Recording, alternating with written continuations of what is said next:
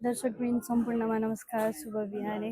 दृश्यमा देख्न सक्नुहुन्छ आरुघाटमा गृहमन्त्री सुदन गुरुङ आइसक्नु भएको छिटो भिडभाड।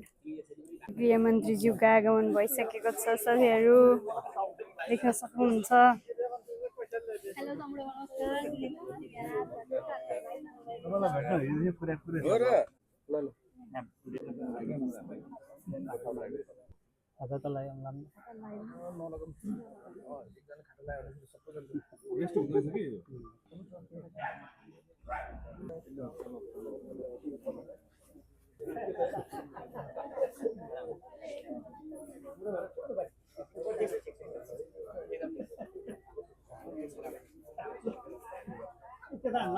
दर्शकवृन्द दृश्यमा देख्न सक्नुहुन्छ।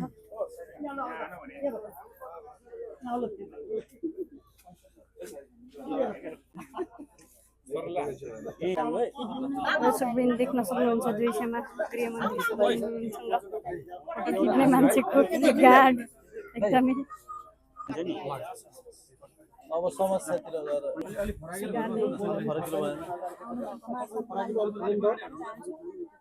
मैले खासै गुनासो त धेरै छन्, कति समय पाइन्छ भन्ने नै थाहा भएन। म चाहिँ कृष्ण कुमारी उपरकोटी आरुघाट गाउँपालिकाको उपसभापति राष्ट्रिय। यो एउटा सडक सम्बन्धी छ। आरुघाट भन्ज्याङदेखि आप्रिकसम्म सडक कालोपत्रे भन्ने कुरा छ। यसमा चाहिँ यसपालिको यो आर्थिक बजेट चाहिँ पुलको मैले एउटा अर्को लिएको छु, समस्या लिएको छु। आरुघाट गाउँपालिका वार्ड नम्बर 10 साबिक 4, 6 र 9 भने पहिला को अहिले चाहिँ साबिक 10 मा खानेपानी ट्याङ्की पुनर्निर्माण भनेर छु। अहिले 10 नम्बर वार्डमा रहेको छ। यो चाहिँ 9 मा चाहिँ खानेपानीको चाहिँ अलिकति अभाव भएकोले शुद्ध खानेपानी पिउनलाई ट्याङ्कीको चाहिँ अभाव भएकोले लिएर आएको छु। अनि अर्को रहेको छ आरुघाट गाउँपालिका वार्ड नम्बर 9 मा अहिले सुकुम्बासीको रहेको छ 10 घर धुरीलाई चाहिँ उहाँहरूको चाहिँ 3 पुस्तासम्म घरबारै नभएको के बस्ने एउटा थिदी थलो घर जग्गै नभएको छ। यो चाहिँ सिडिओ कार्यालयसम्म चाहिँ पुगेन। अब भर्खरै नोटिस निकालेको अनुसार बारपाक सुलीकोट र के अरे गण्डकी गाउँपालिकामा चाहिँ यो कार्यक्रम लागू भएको छ। अब 19 जिल्ला थप्ने भन्ने छ। कुन कुन जिल्लामा थप्छ? आरुघाटमा के अरे गोर्खा जिल्लामा त लागू भइसकेको छ, तर आरुघाट गाउँपालिकामा चाहिँ त्यो के अरे सुकुम्बासी कार्यक्रम चाहिँ लागू नभएकोले यो कहिलेसम्म यो पालिकामा लागू हुन्छ त्यो पनि अब के अरे होस्। अनि माग्दाखेरि त अहिले जानकारी आएको छैन, हामीले दिन मिल्दैन भनेर भनेको छ। कतिसम्म हो अब त्यो उहाँबाट माथिबाट जानकारी आउनुपर्ने हो कि नआउनु, के अरे उनीहरूले नदिनु खोजे त्यो पनि राख्न चाहन्छ। अर्को रहेको छ पञ्चायत कालदेखि बसोबास गर्दै आउनुभएको यो भन्ज्याङ बसोबास गर्नुभयो। उहाँको अहिलेसम्म 29 घरधुरी छ। उहाँको चाहिँ कस्तो रहेको छ भनेदेखि जग्गाको पैसा पनि पाएको छैन। अब सबैले लिइसक्नुभयो, जग्गा धनीले घर के अरे घरको जमिनको पैसा जमिनको पनि पाउनु भएको छैन, घरको पनि पाउनु भएकै छैन। उहाँको अब फाइल चाहिँ ऊर्जा मन्त्रालयसम्म पुगेको छ, त्यो अर्थमा गएर रोकिएको छ भन्ने कुरा आएको छ। यो चाहिँ बुझ्नु जरुरी छ। र किन रोक्यो 29 घरधुरीको? अब बसोबासै छैन। भोलि सालमा बाढी पहिरो लागेको थियो, हजुरलाई पनि अब थाहा होला। त्यो बाढी पहिरो लागेको बेलामा चाहिँ वितरण गरेको के अरे प्रधान पञ्चायतले नै वितरण गरेको जग्गा बजार व्यवस्थापनको लागि भनेर। त्यतिखेर यो प्रहरी चौकी भन्दा यता एउटा घर पनि थिएन। त्यतिखेर वितरण गरेको जग्गा अब लाल पूर्जा आउँछ आउँछ आउँछ भन्दा भन्दा अहिलेसम्म अब त्यो लाल पूर्जाको त पुरै छोड्नुहोस्। अब त्यति कति 63 सालसम्म हामीले त्यहाँ तिरो बुझाइराखेका छौँ। त्यो जग्गाको तिरो बुझाइराखेका छौँ र त्यो नापी आयो डुबानको नापी आयो। नापीले नापेर लिएर गयो। सबभन्दा पहिला त्यहाँको के अरे क्षेत्रफल भनौँ न सर, त्यहाँको क्षेत्रफल सबभन्दा पहिला त्यो लिस्ट हामी कहाँ आयो, हाम्रो आयो। त्यसपछि यो बजारको आयो र यो बजारले मुआवजा पाएको 10 वर्ष बितिसक्यो। अहिलेसम्म अब हामीले त्यो जग्गाको भनेर मागेका छैनौँ। हामीले त्यहाँको जति पनि संरचना छ त्यो संरचनाको पैसा मागेको सर अहिलेसम्म त्यो कहाँ गएर रोकिया छ कसरी चाहिँ किन रोकियो हामीलाई थाहा भएन अर्थमा गएर रोकिया छ भनेर भनेको छ त्यो अर्थमा चाहिँ किन रोकियो कसरी रोकियो भन्ने कुरा हामीलाई थाहा भएन सर त्यो हेरिदिनु पर्यो त्यो फाइल मैले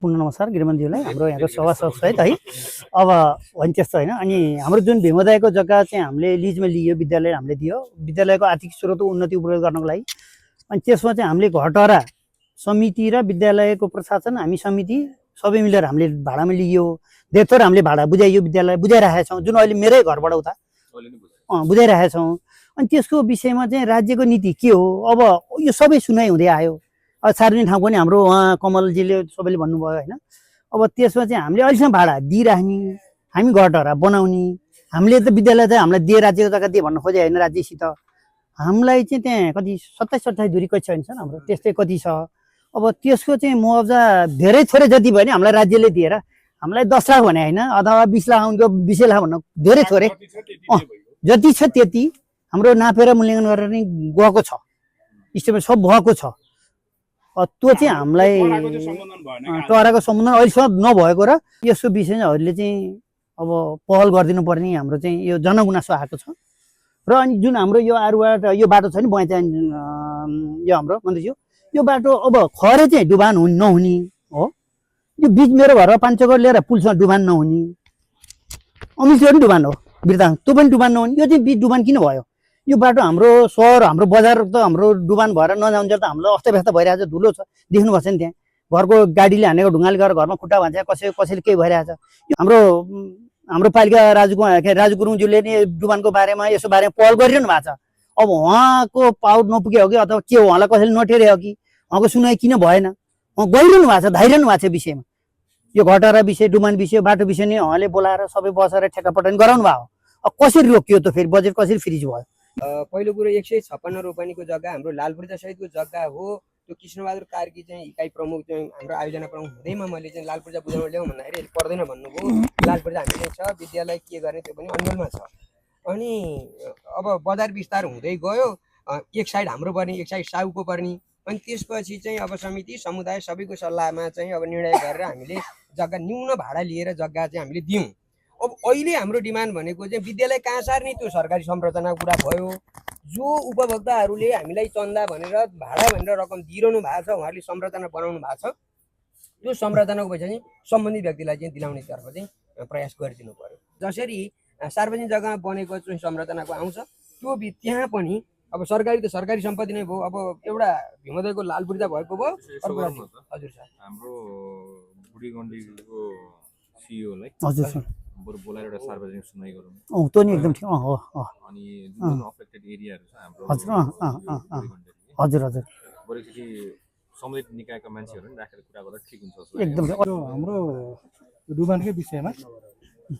यो आरुघाट गोर्खा धादिङको त यसै नै डुबान यसै नै भइरहेकै छ काम मात्रै नभएको होइन र म भन्न के चाहन्छु भनेदेखि जस्तै अब यो डुबानमा परेको चाहिँ जनताहरूलाई चाहिँ पुनर्वासको लागि भएर चाहिँ जग्गा रोका भएर बसिरहेको छ है आउटार र चनौटे 9 र 10 र यो सरकारहरूले जग्गा चाहिँ रोकेर राख्ने त्यसलाई कार्यान्वयनमा ल्याउन सक्नु भएन है हामीले त घरै बिगार्नु पर्ने भइसक्यो क्या बुझ्नु भएन अब त्यो घरमा कसरी मान्छे तपाईँलाई राख्ने होइन त्यही भएर अब यो घर त घर बनाइदिएको छ होइन घर बनाउने भनेर बनाएको छ मान्छे राख्ने नै बनाएको छ तर त्यो बस्नु लागेको भएकै छैन भनेको मतलब चाहिँ योजनाहरू सबै धेरै जस्तो राम्रो बनाएको छन् कतिवटा त राम्रै छन् फेरि है सबै नराम्रो चाहिँ छैन तर कतिवटा प्रोजेक्टहरूमा यस्तोमा चाहिँ तपाईँ के गरेको छ भने योजना बनाएको छ कहिले के मिलाएको छैन कहिले के मिलाएको छ त्यो तरिका नजानेर हो कि के हो कि धेरै कुरा बिगारेर गराएको छ क्या अनि फेरि मिलाउनलाई नि फेरि कानुनसम्म टाइम लाग्छ मिलाउनु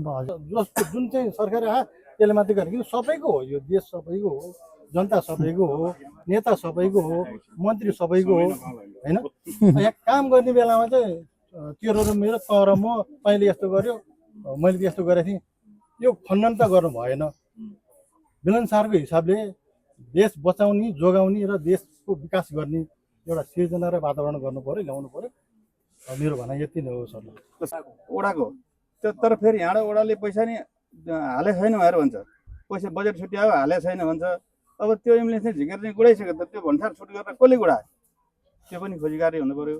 अर्को कुरो फेरि जुन हाम्रो यो आरघर हेल्पपोस्ट छ मान्छे डायलिसिस गर्नलाई चाहिँ दुनियाँ पैसा खर्च गरेर गरिबहरू चाहिँ अन्त जानुपर्ने हुन्छ। 2टा डायलिसिस मेसिन हाम्रो आरघर हेल्पपोस्टलाई भयो भने जनतालाई धेरै राहत हुन्थ्यो भनेर अनुरोध गर्नु खोजेको छु। डायलिसिस मेसिनको लागि मैले कुरा गरिसकेको छु होइन, त्यसको लागि चाहिने जनशक्ति पनि चाहियो नि त, जनशक्तिलाई पनि व्यवस्था गर्नु पर्यो, दरबन्दी खोल्नु पर्यो कि करारमा भए पनि राख्नु पर्यो।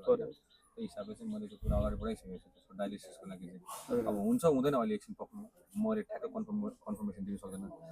यो डायलिसिसको विषय त मलाई अस्ति भोट माग्दाखेरि नै आएको थियो कि विषय कि बढी ढुङ्गाहरू भएको ठाउँमा चाहिँ बरु योजना राख्न पायो भने चाहिँ हाम्रो यो यस्तो छ क्या त, फेरि हाम्रो सानो बाटोहरू चाहिँ फेरि वडामा पर्छ।